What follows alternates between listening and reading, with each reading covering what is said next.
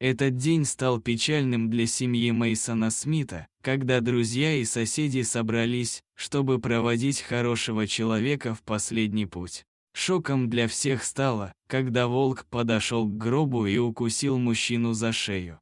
Причины такого поведения волка оказались еще более шокирующими. Мистер Смит, пожилой мужчина, проживал в Айдахо. Он вырос в этом городе и почти никогда не покидал его, за исключением периода военной службы. После нескольких лет службы он ушел в отставку и жил один.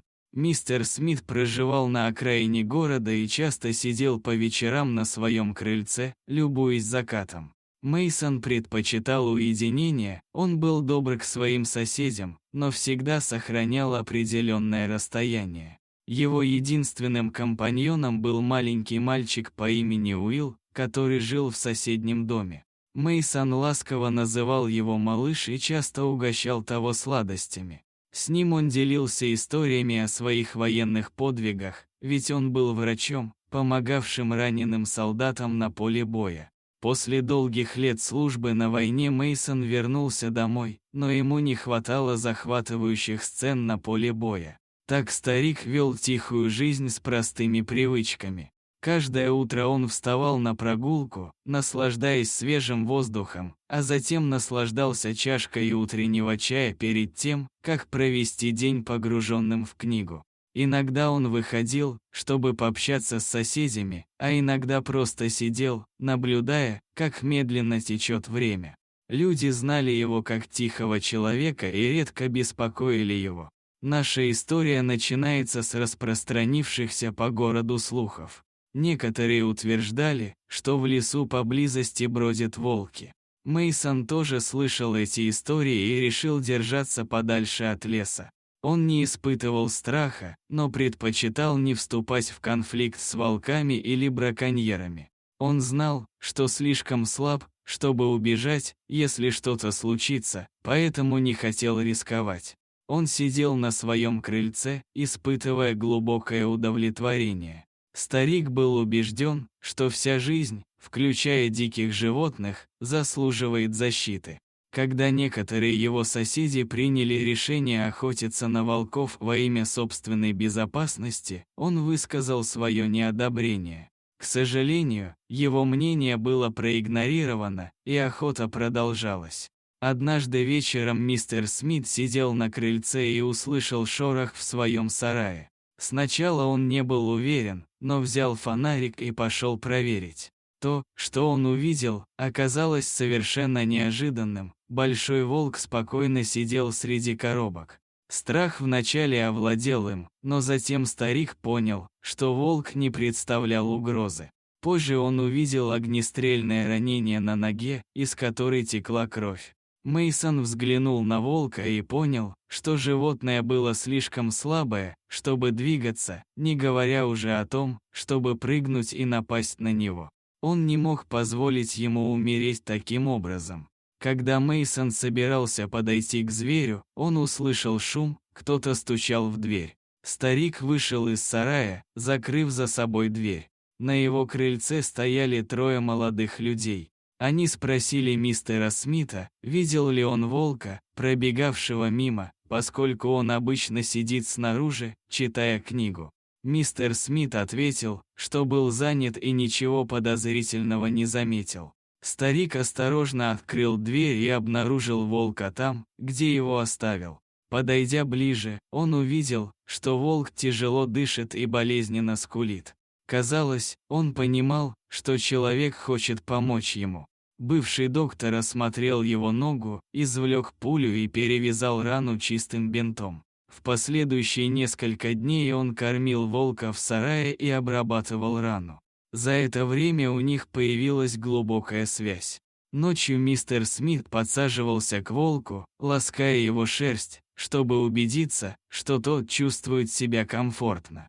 Он был осторожен, чтобы соседи не заметили животное. Для тихого и уединенного человека это было несложно. Однажды ночью волк почувствовал, что у него хватает сил, чтобы встать на лапы. Мистер Смит проводил его в лес и отпустил. Хищник немного колебался, но затем убежал. Каждую неделю они встречались ночью в сарае старика, где тот кормил волка. Со временем его визиты становились все более редкими, но полностью их встречи никогда не прекращались. Мейсон понимал, что жизнь возвращается к обычному ритму, и считал, что так и должно быть. Мистер Смит обычно сам совершал все покупки, но в одно неспокойное утро, спустя несколько месяцев после первой встречи с волком, он почувствовал сильную усталость и попросил своего молодого друга Уилла помочь с покупками. Он написал список и вручил его мальчику, который отправился в магазин за продуктами. Тот был рад помочь другу и обещал все купить. Вернувшись, мальчик увидел, что старик лежит на полу, и вызвал скорую помощь. К сожалению, мужчина больше не дышал. Его доставили в местную больницу, где он был признан мертвым. Весь город был опечален известием о смерти старика Мейсона. Хотя большую часть своей жизни он провел в одиночестве, он оставался постоянной опорой для соседей.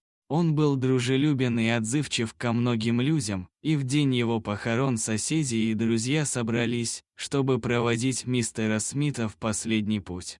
Когда над гробом читали прощальные слова, внезапно ворвался волк и подбежал к гробу. Не прикасаясь к мужчине, он просто стоял неподвижно рядом с ним около минуты, а затем укусил его и убежал обратно в лес. Удивленные присутствующие не могли понять, что произошло. Но тут мужчина резко поднялся из гроба. Люди были в шоке и не могли в это поверить. Доктор, находившийся среди них, объяснил, что укус волка фактически спас жизнь Мейсону, открыв дыхательные пути и облегчив его страдания. Мистер Смит не умер, на самом деле у него был анафилактический шок. Тем утром он поел французский тост с пшеничными отрубями, что вызвало у него сильную аллергическую реакцию, закрывшую дыхательные пути и вызвавшую состояние, похожее на смерть. К сожалению, маленький Уилл не был в курсе аллергии своего друга. В прошлый раз, когда мальчик посещал супермаркет, он принес старику этот хлеб, не зная о его аллергии. Когда Мейсон пришел в себя, его друзья рассказали ему, что произошло. Спустя несколько недель мистер Смит вернулся домой из больницы, надеясь снова увидеть своего серого друга. И его молитвы были услышаны. В тихую ночь он увидел, как волк смотрит на него из кустов. Он бросился к волку и обнял своего верного друга, благодаря его за спасение жизни. Животное нежно лизнуло лицо человека, прежде чем убежать в лес. Мистер Смит больше не видел этого волка, но никогда его не забывал. Дорогие зрители, если вам понравилось это видео, то ставьте лайк и подписывайтесь на наш канал. До свидания.